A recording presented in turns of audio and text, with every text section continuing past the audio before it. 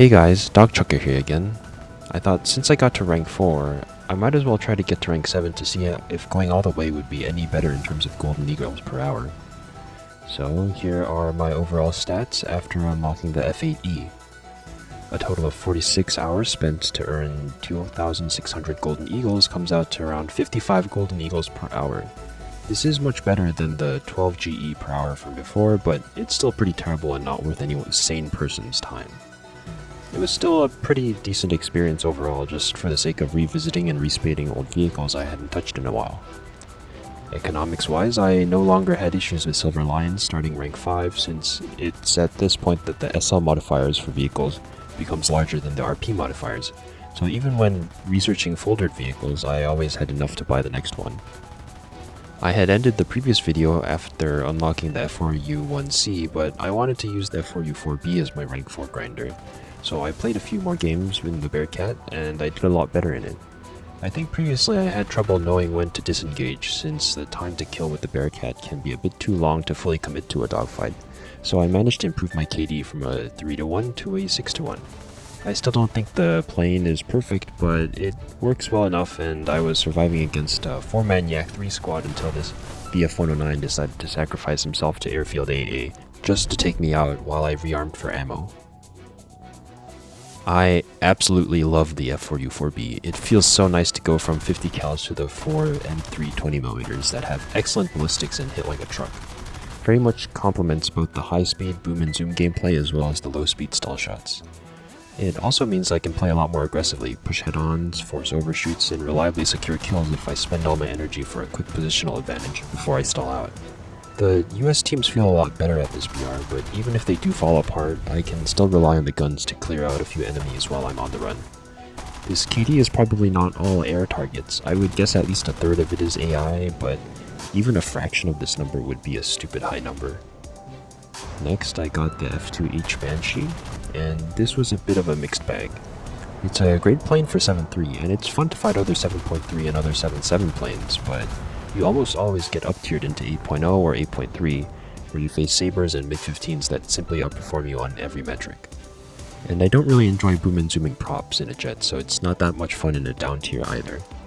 It's still pretty fast, with good energy retention and good guns, so you can get away with boom and zooming, but that kind of gameplay is a bit boring, and if someone in an 8.0 or 8.3 plane hard focuses you, you might have a hard time surviving. I expected I would outrun this meteor here, but apparently he outspeeds me, so there really wasn't much I could do in this situation. Other times you get games like this where the Saab 105 refuses to do anything other than boom and zoom, lobbing sidewinders, then running away while everyone else has agreed to just ground pound for points. I ended up giving the kill to a MiG-15 who was chill enough to let me farm to spade the plane. I also ran into this rare bug that I hadn't seen in a while, where if you J out on the runway it prevents you from respawning, even if you haven't taken any damage. It says on the stat screen that I haven't died, but it still wouldn't let me respawn, which lost me this clutch match where I already had 5 kills, which was rather tragic. Either way, a nice plane but an unfortunate matchmaker. Next I played the F3H Demon. I enjoyed this plane back when it was 9.3, so I expected I would like this plane a lot, and yeah, this thing is a lot of fun. I don't have the F4D, so I can't compare them directly, but I would presume this is just that plane but better, at the same BR. The plane is mostly subsonic, but still goes faster than most other 9.0s, and while its energy retention is subpar, it still turns pretty well, so it's very well suited for the boom and zoom meta at this BR. It'll lose a 1v1 to a competent subsonic dogfighter like a Saber or a MiG-15, but you can avoid that just by staying fast since you have the speed to disengage. The 4 non-Vulcan 20mm have excellent ballistics and pack a lot of punch, great for pushing head-ons, and the 4 sidewinders are really useful if you know when to use them. It does also have the Sea Sparrows, but I don't think I ever use them since they kinda suck in most situations and I'd rather just have a sidewinder. The matchmaker for this plane is also really nice. You get a lot of full and partial down tiers where you can leverage your speed. And when you do get up-tiered, you still have decent turn and head-on potential that can save you when you find yourself in a pinch. Of course, you will encounter enemies that have undodgeable missiles like the Ayit or the Harriers, but usually you can avoid them by playing passive at the start of the match and staying alert. Overall, really fun to fly. I didn't have to, but I also wanted to play some other rank 6 vehicles since the gameplay at this BR can get pretty monotonous. Lower BRs I can play for longer since I get a lot of enjoyment out of dogfights, but those don't happen as often at this BR. Since I had some extra SL for a crew, I tried the FAU. It was overpowered back when it was 10.0, and it's arguably not that much worse than the FAE at 10.7, but I really didn't enjoy this plane as much as I thought I would. It turns pretty decently, but it's barely subsonic, and while its energy retention is better than a MiG-21, you don't really get ring fights at this BR. The flight model overall feels pretty floppy and weird to aim, so while it has similarly good guns to the F3H, it's a bit more awkward to line up head-ons and deflection shots.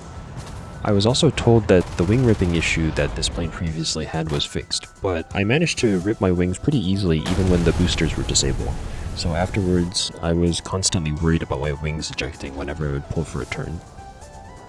The quality of the matchmaker for this plane was kind of mixed. I got a lot of up tiers in this plane, which is manageable since this plane doesn't perform that poorly in an up tier. It has everything it needs to survive: good guns, good turn, RWR, flares and chaff, but I don't think I really enjoy the meta at this BR. Everyone has countermeasures in an up tier, so the only way to kill someone using a missile is to catch them off guard. This means constantly looking to third-party people who are already in a fight while constantly checking your 6. It's doable, but the F8U is rather slowed, so it's harder to sneak up on people while it's easier for other people to sneak up on you. In a down tier, this plane is kinda stupid, but not really in a fun way. The AIM-9Ds will clap anybody without countermeasures, which is most planes below 10.0, so when I got this down tier, I managed to get this 8-kill game without really turning my brain on. It could have been a 10-kill game, but one of my enemies crashed, and the last two enemies were a J-35XS and a MiG-21S, who both decided to run in opposite directions towards the edge of the map to run the timer down. If my gun didn't jam from them being stock, and if I had planned better for the situation, then I might have at least won on tickets, but I prefer going for kills over just winning on tickets, so it is what it is. This is also the BR where American teams start to have issues again.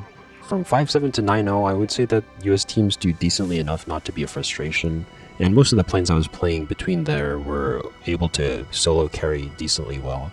But starting 9.7, you start to see a lot of premium spam with Harriers and A-10s. Sometimes the issue is negated by having US on both teams, but other times you get lobbies like this full of subsonic attackers and you know it's going to be a rough match. The biggest deal breaker for me was the wing ripping issue, so after finishing spading this plane, I ended up going back to the F3H to finish the grind. I did have some additional SL, so I decided to try the Harrier, thinking it would at least be a decent, consistent grinder for bagging 2 kills. I wasn't wrong with that specific assessment, but overall it was a mistake to crew and spade the Harrier. The 9Gs are very strong in a down tier, but this thing is absolutely terrible in a dogfight, even if you use biffing. I did not enjoy the idea of lobbing 2 missiles and RTBing, so I tried to stay and help in the dogfight, usually ending in me dying. Plus you get a lot of up tiers where other people will definitely have countermeasures, making your missiles kind of irrelevant.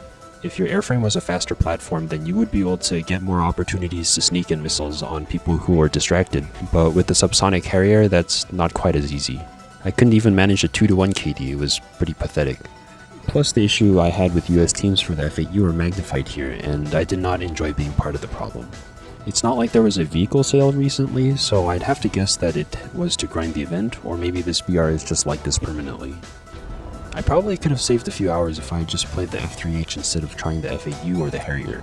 I don't regret trying the FAU since I could still make it work, but if there is a next time, I'm definitely avoiding the Harrier. Either way, it's over now and Cowerfer has gotten his payout. Oh hey, I got a watermelon for free from passively grinding the event. I probably won't get anything out of it, right?